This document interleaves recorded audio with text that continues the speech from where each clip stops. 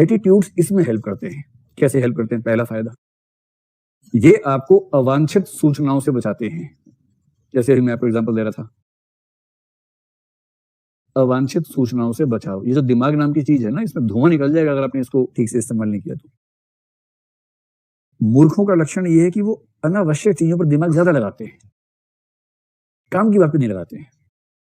जैसे कई लोग आपको देखेंगे जिनको 300 फोन नंबर याद है, उनसे आप पूछो कि इसका फोन नंबर क्या, मैं बताता हूँ ना, देख के वाह यार बड़ी जबरदस्त मेमोरी है, वो इसी में खुश है। जिस जमाने में सारे फोन नंबर सेव हो जाते हैं, उस जमाने में फोन नंबर याद करना अपनी मेमोरी पावर का बेजा इस्तेमाल है, गैर जरूरी इस्तेमाल है। जितनी बाइट्स खराब की हैं अपने फोन नंबर याद करने में, उतनी बाइट्स में कुछ काम की बात याद कर लेते हैं। क्यों फोन नंबर याद किया? 2-4 फोन नंबर समझ में आते हैं, इमरजेंसी में याद होने चाहिए। संकट हो गया, फोन गुम हो गया, नंबर याद नहीं है, 2-4-5 नंबर समझ में आते हैं कि याद होने चाहिए, जो जरूरी नंबर है। और आपको हर किसी का नंबर, अखबार वाले का नंबर भी याद है, रिक्शा वाली भी 6 नंबर याद, रिक्शा वाला 1, रिक्शा वाला 2, रिक्शा वाला 3, सबके नंबर याद कर रखे हैं। तब तो ये हद है ना भाई। इसका मतलब अनावश्यक सूचनाओं से आपका लगाव है, बहुत ज्यादा बेकार की बातों में लगाव है। अब एक सिंपल एग्जांपल अभी का देखिए। जैसे मैं सामने आप सबको देख रहा हूँ, 500 लोग बैठे हैं लगभग, सबका चेहरा अलग, सबका स्टाइल अलग, सबके कपड़ों का रंग अलग, सबकी गर्दन किस कोण पे घूमी है वो अलग अलग है, ठीक है। तो अब मेरी स्थिति क्या है? जो सार्वत्रिक दार्शनिक है उसने इसका बड़ा अच्छा वर्णन किया है, मतलब वक्ता की स्थिति क्या होती है उसके बारे में। अब मैं जिस तरह से आपको पढ़ा रहा हूँ या कोई भी पढ़ाएगा, आप सबको हमेशा ये लगेगा कि आपको ही देखा जा रहा है ना। ये लगना वक्ता की सफलता है। क्योंकि सच बात है कि वो आप में से किसी को नहीं देख रहा होता, एक को भी नहीं देख रहा, मतलब देख भी रहा तो इस सेंस में कि हाँ बहुत सारे बच्चे बैठे हैं।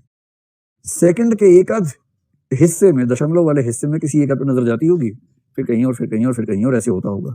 स्वाभाविक यही है। अब मैं ऐसे देख रहा हूँ, वहां 50 लोग हैं, किसी ने जोर से मुंडी हिलाई तो वो दिख जाएगा 1 सेकंड के लिए, फिर वहां किसी ने हाथ यूं किया तो वो दिख गया 1 सेकंड के लिए। कुछ अजीब सा दिखेगा तो वहां नजर 1 आध सेकंड को जाएगी, वरना नजर सामान्य रूप से ऐसे घूमती रहेगी। यही होगा। अब अगर कोई कहे कि यार आप क्लास में पढ़ाते हो, सब बच्चों को देखते हो, ये बताओ कि इस नाम के बच्चे ने आज कौन सा रंग का स्वेटर पहना हुआ था, और आप कहे कि वो आगे से 5वीं रो में बाईं तरफ 3 नंबर बैठा हुआ था, आप कहेंगे यार मुझे क्यों पता होना चाहिए? ये तो कहेंगे क्यों पता होना चाहिए। कई लोगों की रुचि इसी में होती है। और इस मामले में बड़ा आश्चर्य है, मतलब जेंडर सेंसिटिव में बहुत ज्यादा हूं, लेकिन मैंने ऐसे पाया है कि शादियों में मैंने देखा है, महिलाओं की भाषा में अक्सर ये होता है कि ये वही साड़ी है जो 2 साल पहले तुमने पहनी थी। ऐसी बातें मैंने सुनी है। मुझे नहीं पता कि ये मैं सही बात कह रहा हूँ कि गलत बात कह रहा हूँ, पर मैंने सुना है ऐसा। और मैंने महसूस किया कि पुरुषों को इस बात का पता ही नहीं होता कि पिछली कितनी शादियों से एक ही कमीज पहने काम चला रहे हैं, फर्क ही नहीं पड़ता, क्योंकि उनके लिए यह सूचना अनावश्यक सूचना है। और महिलाओं की शायद मजबूरी है, क्योंकि उनके लिए, मैंने कहा था ना एक बार कि सौंदर्य उनके लिए एक मजबूरी का मामला ज्यादा है, शायद इस वजह से उस पर फोकस इतना ज्यादा है। वो हमेशा सिस्टमेटिक प्रोसेसिंग में रहती है कि साड़ी, अरे रिपीट कर दी तूने तो 6 साल पहले ही पहनी थी एक बार तुमने, फिर। और आदमी कह रहा है 6 साल नहीं, 6 साल से रोज पहनता हूं भाई, तुम 6 साल बाद आए हो, मैं तो रोज क्या है। कौन सी सूचना आवश्यक है, कौन सी अनावश्यक? अब जैसे ये मेरे लिए क्यों आवश्यक होना चाहिए कि आप में से कौन कहाँ बैठता है, किसके साथ बैठता है, किस रंग के कपड़े पसंद है, टोपी लगाता है कि नहीं लगाता है, चश्मा लगाता है कि नहीं, मुझे मेनू की, मुझे क्या मतलब इस बात से।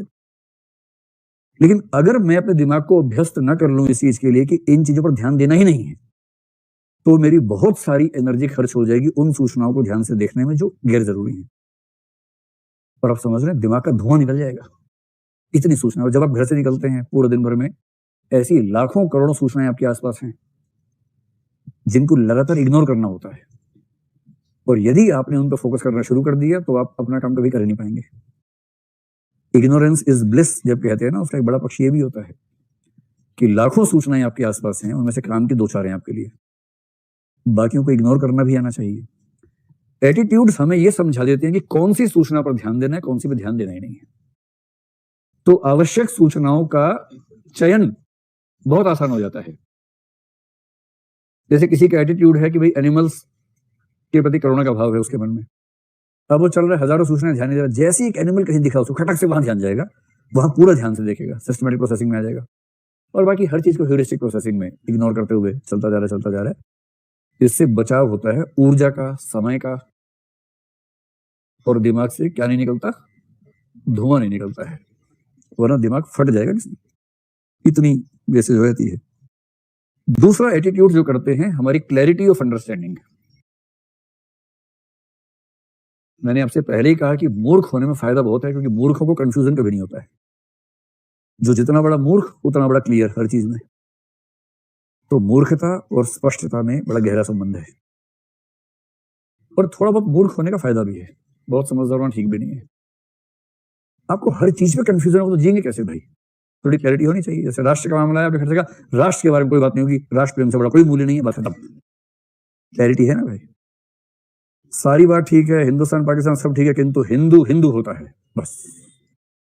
ये जो क्लैरिटी है इसका अपना सुख है। तो जिस जिस बिंदु पर आपकी एटीट्यूड स्पष्ट है उस बिंदु पर आपकी क्लैरिटी है, आपको तथ्य विचार बहुत प्रभावित नहीं करते, और ये फायदा आपको सामान्य जीवन में आपका कॉग्निशन का एस्पेक्ट थोड़ा सा सेफ रहता है, सुटेबल रहता है। अंतिम बात है shortcuts. Shortcuts for decision making, निर्णय की प्रक्रिया में आसानी या छोटे रास्ते, डिसीजन मेकिंग। ये बेसिकली क्या लिखा हुआ है? ये वाला, ये लिखा हुआ है सिंधु घाटी की लिपि में, अंडरस्टैंडिंग, क्लैरिटी ऑफ अंडरस्टैंडिंग, समझने की स्पष्टता। ठीक है। तीसरा शॉर्टकट फॉर डिसीजन मेकिंग। और शॉर्टकट फॉर डिसीजन मेकिंग दरअसल यही चीज होती है, ह्यूरिस्टिक थिंकिंग प्रोसेस या ह्यूरिस्टिक प्रोसेसिंग। यही चीज है। जिसके पास शॉर्टकट्स हैं उसका जीवन आसान है, और एटीट्यूड क्या करते हैं? शॉर्टकट्स दे देते हैं। जैसे मान लीजिए किसी को ये पता है कि भाई मुसलमान लोग जो है ना अच्छे नहीं होते हैं, या इसका रिवर्स, किसी को ये पता है कि हिंदू लोग जो है ना अच्छे नहीं होते हैं, मुसलमान है, उसको ऐसा लगता है। ये धारणा कितनी भी गलत हो, इससे इसकी एनर्जी बहुत सारी बच जाएगी। कि आपको कॉलेज में पढ़ रहे थे, कोई व्यक्ति पसंद आया, आपने उससे पूछा भाई तुम्हारा नाम क्या है, उसने कहा तौसीफ अहमद, आपने कहा चलो फिर बाय बाय। एकदम क्लैरिटी है कि जैसे ही नाम मुसलमान का है उससे आगे बात बढ़ानी ही नहीं, कितना ही अच्छा हो। So clear.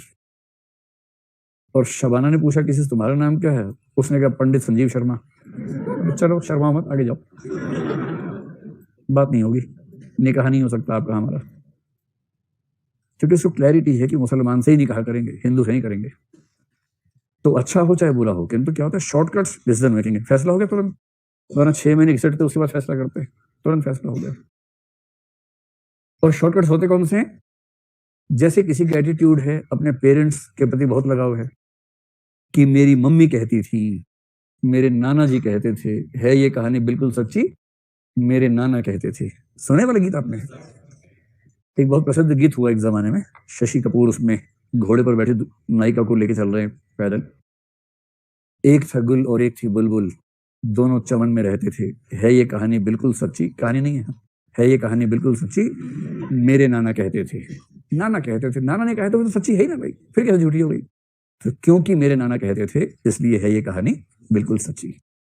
अगर आपको किसी ऐसे व्यक्ति भरोसा हो ना कि अरे यार उसने कहा है, नहीं नहीं पापा ने कहा, अरे पापा ने कहा, बात खत्म। पापा कहेंगे नस काटो बेटा, नस काट देंगे हम, लेकिन पापा ने कहा है। इससे क्या होगा? शॉर्टकट मिलेगा, और आपका कॉग्निटिव बेनिफिट सिर्फ इतना है, अनावश्यक सूचनाओं पर ध्यान नहीं जाता है, फैसले जल्दी होते हैं, दिमाग में कंफ्यूजन नहीं होता है। और आम आदमी को इतना ही चाहिए। जो ज्ञानी महात्मा लोग होते हैं ना, उनकी बात अलग है। आम आदमी को इतना ही चाहिए कि दिमाग में कंफ्यूजन ना हो, सीधे सीधे बातें पता हो। भगवान जी हैं, बात खत्म। हाँ है भगवान जी। कौन भगवान जी? हनुमान जी भगवान जी। हाँ ठीक है, फाइनल है, हनुमान जी भगवान जी है। उनसे ये नहीं पूछना कि फिर राम जी क्या है, अरे यार इतना मत पूछो, राम जी भी भगवान जी हैं। अच्छा फिर दोनों में संबंध क्या? दो भगवान हो गए तो? अरे यार छोड़ो ना ये सब बात, ये भगवान लोग आपस में देख लेंगे।